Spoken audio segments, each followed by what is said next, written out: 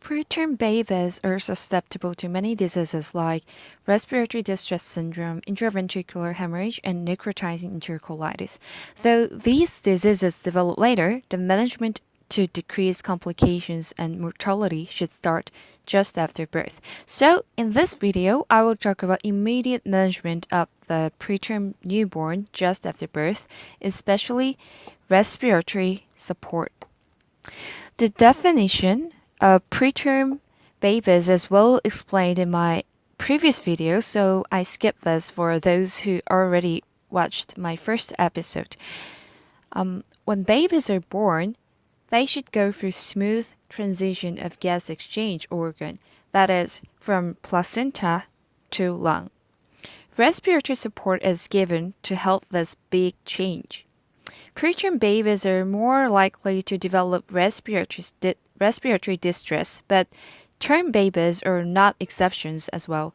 To watch for effective gas exchange, pulse oximetry may be used under these conditions, including when CPR is anticipated, PPV, positive pressure ventilation is administered, and central cyanosis appears in 5 to 10 minutes after birth, and supplementary oxygen is administered. When pulse oximetry is used, doctors should know target saturation after birth, since babies do not show 100% saturation at birth, and oxygen should be given accordingly. So, in 1 minute, the oxygen pulse oximetry saturation may show 60 to 65%, and in 10 minutes, the target saturation is according to NRP or some article, it is 90% to 95%, but in Korea, 85% to 95% is tolerated. Neonatal resuscitation may be done if the baby shows bradycardia or respiratory distress, and intubation may be considered when the baby's heart rate is still below 60 when 1 minute has passed after birth. So resuscitation effort should start from 30 seconds, and in this case, if the baby is preterm, 21 to 30% of oxygen is preferred, while almost full term and after 35 weeks of gestational age, then the resuscitation may be done in room air. Endotracheal intubation is not routinely done and may be considered under these circumstances, like if backmask ventilation is not enough and if chest compressions are anticipated. In these cases, to make sure that endotracheal tube is placed appropriately in the right place, you should monitor end titer CO2. But end tidal CO2 may be misleading in cardiac arrest, but in this case, the monitor may show that there might be cardiac arrest, I think.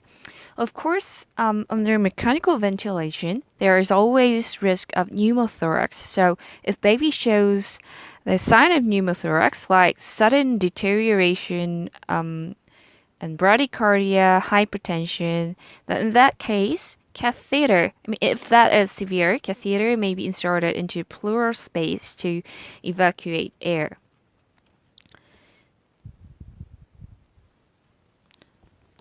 Not all babies are intubated and may use various methods, including, various non-invasive methods, including CPAP and NIPPV. And in these cases, the goal of early respiratory support is to maintain adequate FRC, functional residual capacity, and to provide appropriate tidal volume, and decrease workup breathing, avoid apnea, and to avoid invasive ventilation, which is mechanical ventilation, intubation. But there are cases that baby should be intubated.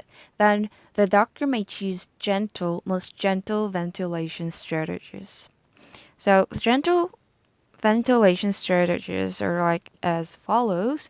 And well, in case of hypercapnia, which is PCO2 of 55 to 60 millimeter Hg, then hypercapnia can be tolerated if pH is not below 7.2.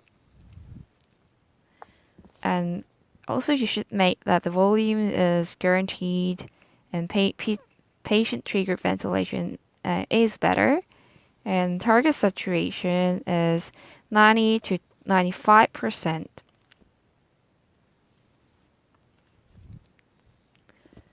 So in terms of respiratory support just after birth, there are various ways, but let me introduce two major ways, PPV and SLI. So first, PPV, which is positive pressure ventilation.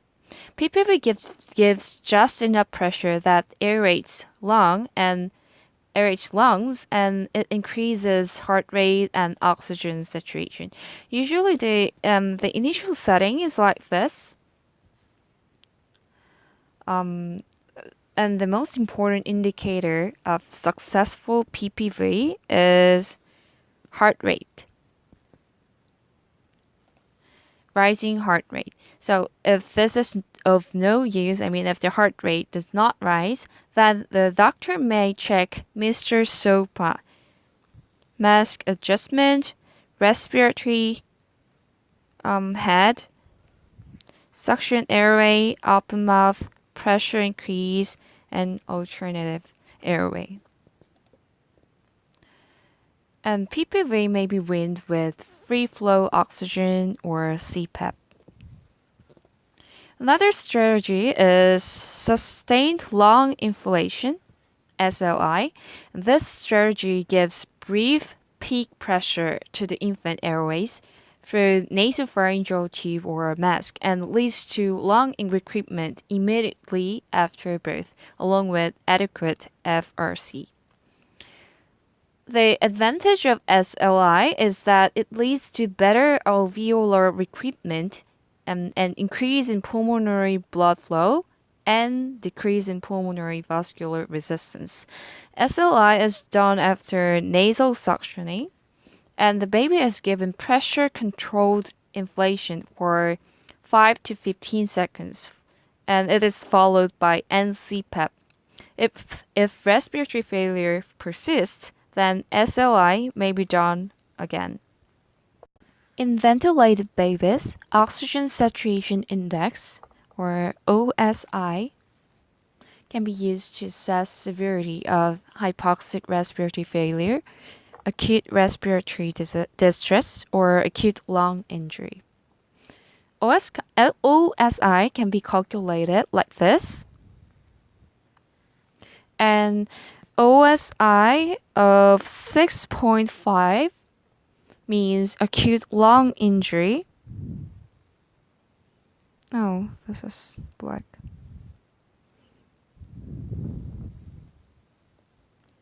And OSI of 7.8 means respiratory distress syndrome.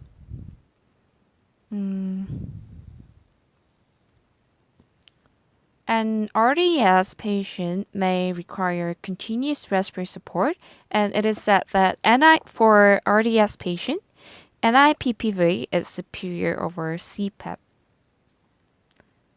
in decreasing respiratory failure and the need for intubation.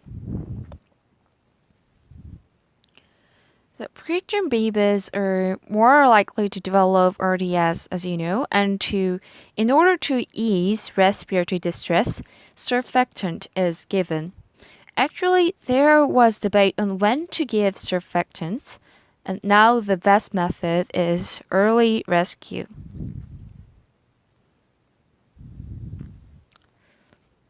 That is to give surfactant within 2 hours of birth. The other method, late rescue, is to give surfactant when clinically needed, and this method is no longer recommended. However, someone might think that giving surfactant early is good.